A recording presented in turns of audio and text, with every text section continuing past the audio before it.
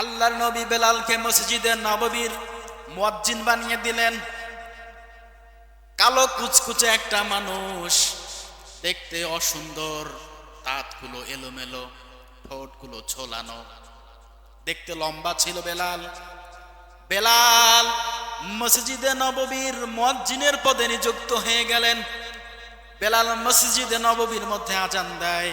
কাফিররা এটা নিয়ে সমালোচনা করে। বেলাল আশহাদুর জায়গায় আসহাদু বলে ফেলে, সিনের জায়গায় সিন বলে ফেলে, উচ্চারণ সঠিক হয় না।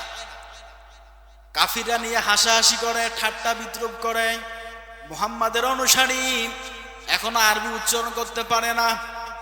সাহাবীরা রাসূলুল্লাহর কাছে গিয়ে বলে, ইয়া রাসূলুল্লাহ, ইয়া হাবিবাল্লাহ, বেলাল আজান দেয়।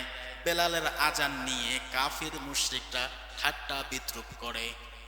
ও নবী, মক্কার জমিনে নয়, মদিনার জমিনে এখনো আমরা অনেক সাহাবী আছি যারা আজান সুন্দর সুরেলা কণ্ঠে সহি শুদ্ধভাবে আজান দিতে পারে।